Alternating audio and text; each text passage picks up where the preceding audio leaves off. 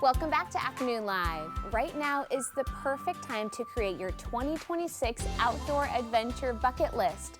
Here to share the ultimate lineup of places to visit in the Pacific Northwest, we welcome back outdoor adventure guide and author of the Creating Sunsets Substack, Adam Sawyer. Good to see you, buddy. Good to see you. Good to be back. You have a great list for us for all seasons. Good. All over our somewhat local area. We're talking about a day's drive generally on these, Generally, right? I've got one that's kind of further afield up in BC a little ways, but yeah, and seasonally, you know, I should mention before we even get into them, we're picking seasons for each of these destinations. Sure. However, almost all of these are good in at least 3, if not all 4 seasons. Something to see, yeah. Yeah, it depends what you're into. Well, let's venture for the winter season up to BC. Tell me about, I haven't been to this one before. Cariboo. Oh my goodness. I didn't even know this place existed. So it's in BC, internal British Columbia. You know, I normally go up the coast. Yeah, I think a lot of people are more familiar with that region. This, if I had to describe it, it's kind of like a Canadian Montana to some degree.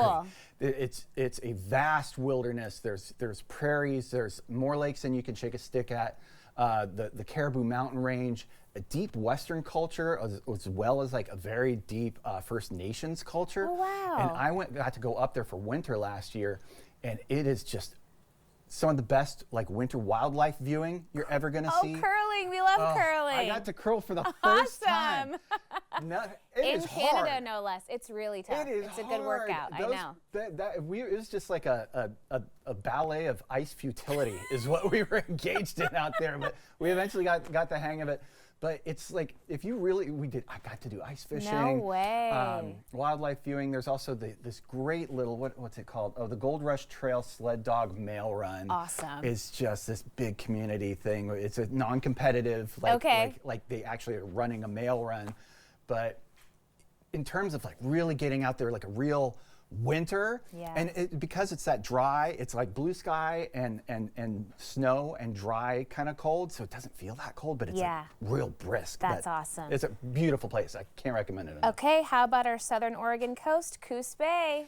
Just got back again. I know I talk about Coos Bay like as many times as you guys let me, but I finally got to get down there during a high surf advisory. So there's a difference between the king tides and a high surf advisory. If you want to get those big crashers at Shore Acres State Park, you want to watch for those high surf advisories because you need those swells. And so I finally saw an advisory, went down there, and I spent, the first day we didn't see much. Second day was one of the, I'm telling anyone who's listening to me right now, one of the greatest outdoor experiences of my life. Yeah. 200-foot high crashing waves. You can hear the bass note and feel it in your chest.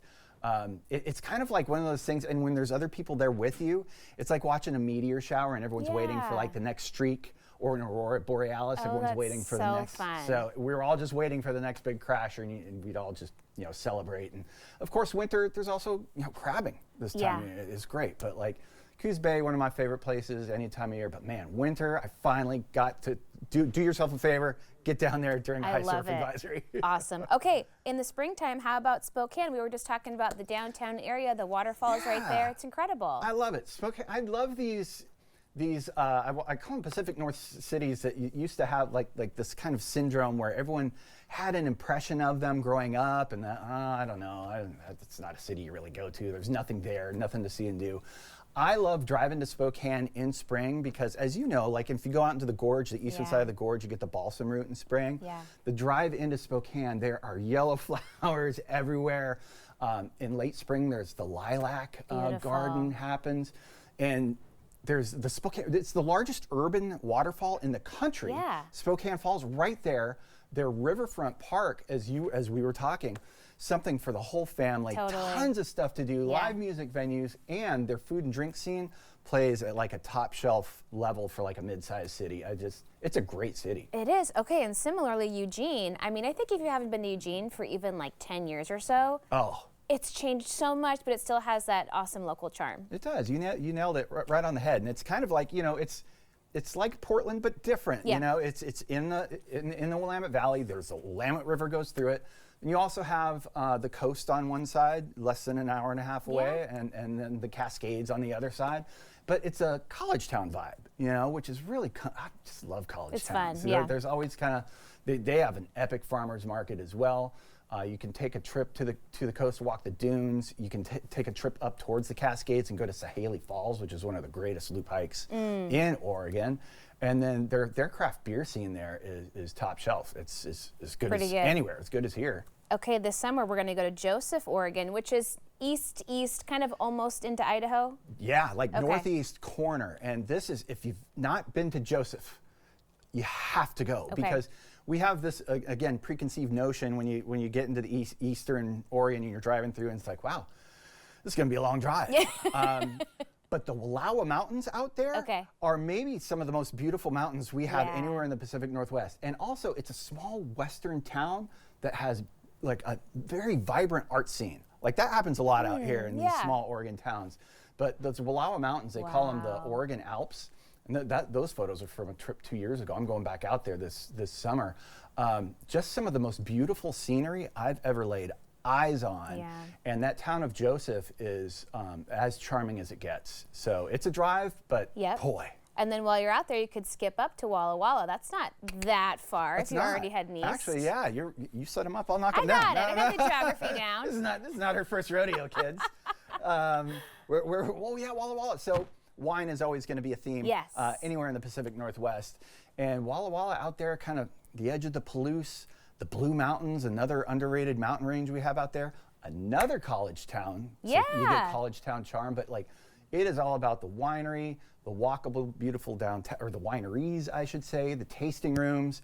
And you know, you get to sample some different wines outside of our Willamette Valley backyard. Some bigger reds, some things of that nature, but just a great college town, beautiful nature in every direction, and wine. Wine, why not? Okay, 1 minute speed round, 2 more to get to here. This fall, how about Medford, Oregon? Again, so much has changed, so much more to see down there now. So many of these I-5 cities just get looked at from the highway. If you get off and you get into Medford, some of the best like fishing, the Rogue River's right there. Best fishing, best rafting, best hiking in the area, and downtown Medford's super cute, and wine. One of the best wine regions in the country as of late. Yeah.